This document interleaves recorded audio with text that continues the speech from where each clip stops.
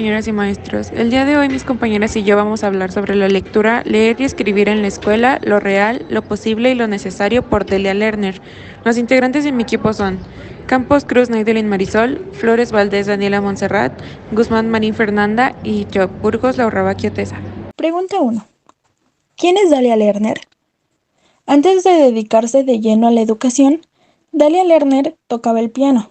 Después, de manera paulatina, se convirtió en escritora. Ahora es investigadora en didáctica de la lectura y la escritura. También ha desarrollado estudios en didáctica de la matemática, en Argentina y en Venezuela.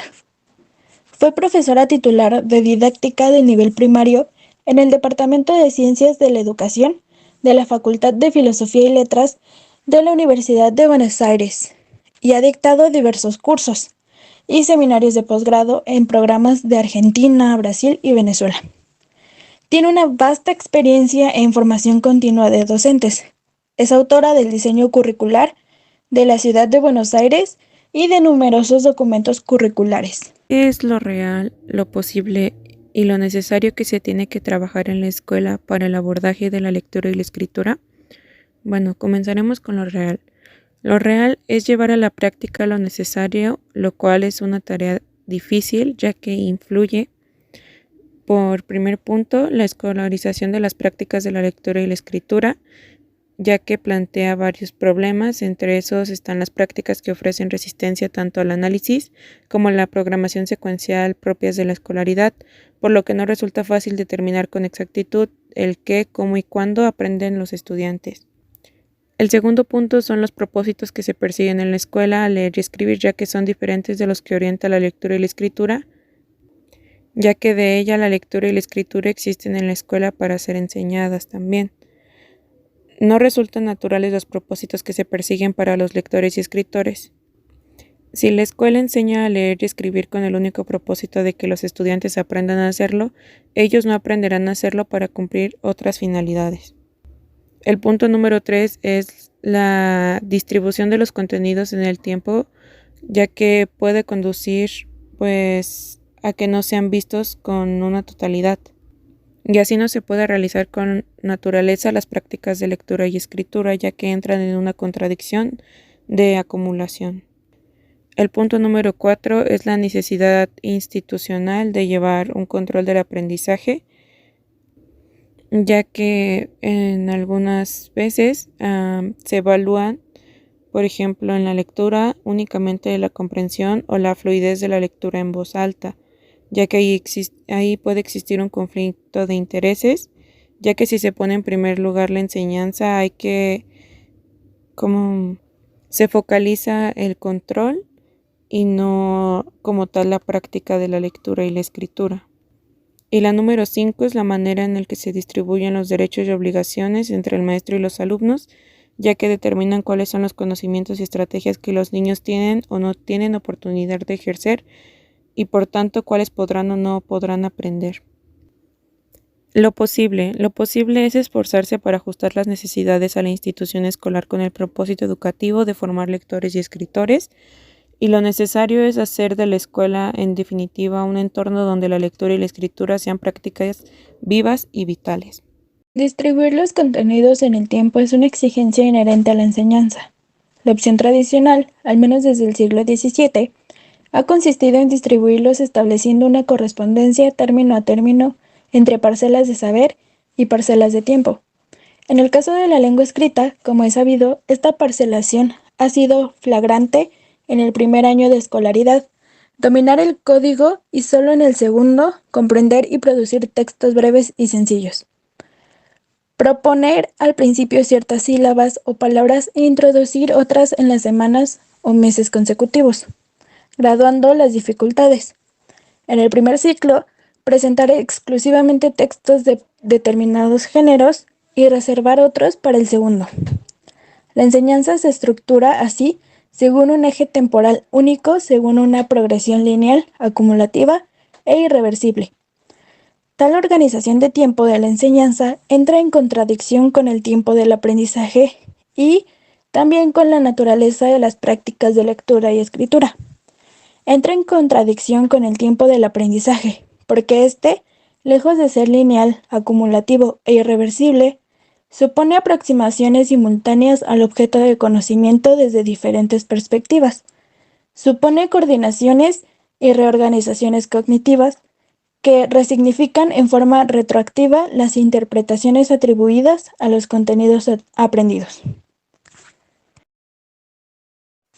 Entra en contradicción con las prácticas de lectura y escritura, porque estas son totalidades indisociables que se resisten al parcelamiento y a la secuenciación. Pregunta 4. ¿Cuál es el desafío? El desafío es formar practicantes de la lectura y la escritura y ya no solo sujetos que puedan descifrar el sistema de escritura, sino formar lectores que sabrán elegir el material escrito adecuado para buscar la solución de problemas que deben enfrentar y no solo alumnos capaces de oralizar un texto seleccionado por otro. Es formar seres humanos críticos, capaces de leer entre líneas y de asumir una posición propia frente a la sostenida explícita o implícitamente por los autores de los textos con los que interactúan en lugar de persistir en formar individuos dependientes de la lectura del texto y de la autoridad de otros. El desafío es formar personas deseosas de adentrarse en los otros mundos posibles que la literatura nos ofrece, dispuestas a identificarse con lo parecido, a solidarizarse con lo diferente y capaces de apreciar la calidad literaria. Asumir este desafío significa abandonar las actividades mecánicas y desprovistas de sentido que llevan a los niños a alejarse de la lectura por considerar una mera obligación escolar. Significa también incorporar situaciones donde leer detenidos materiales resulte imprescindible para el desarrollo de los proyectos que se estén llevando a cabo o bien, y esto es igualmente importante, produzca el placer que es inherente al contacto con textos verdaderos y valiosos. El desafío es, por otra parte, orientar las acciones hacia la formación de escritores, de personas que sepan comunicarse por escrito con los demás y consigo mismos, en vez de continuar fabricando sujetos cuasiágrafos para quienes la escritura es suficientemente ajena como para recurrir a ella solo en última instancia y después de haber agotado todos los medios para evadir tal obligación.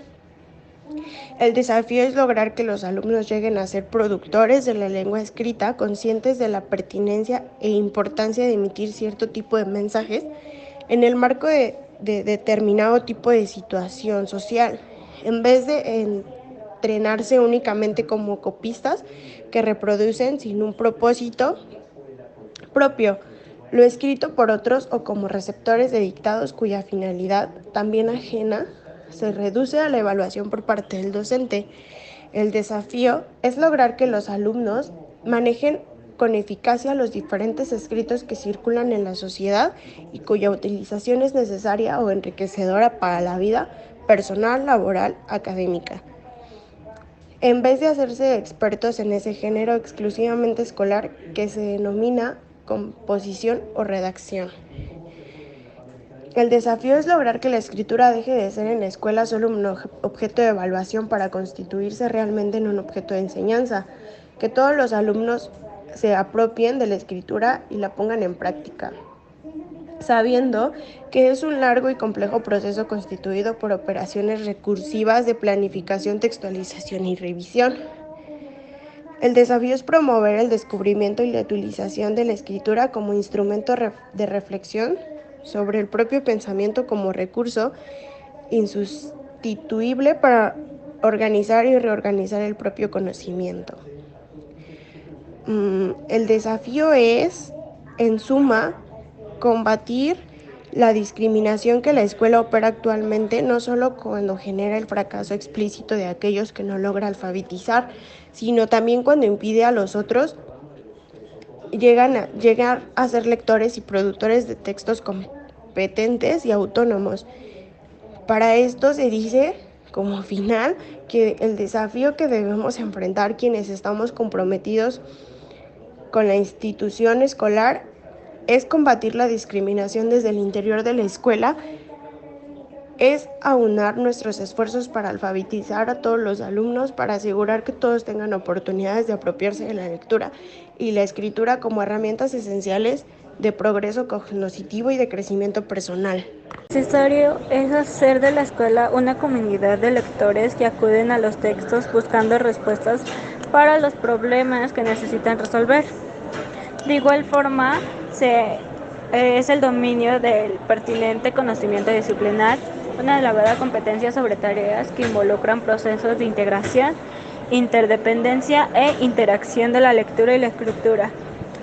De este modo, los niños tienen que estar resolviendo y haciendo sus propios textos para que sea el conocimiento más adecuado para ellos. Tienen de igual forma que estar buscando diferentes referentes bibliográficos para que su aprendizaje sea más significativo y este les ayude tanto a leer, les va a ayudar a escribir y a poder redactar y explicarlo.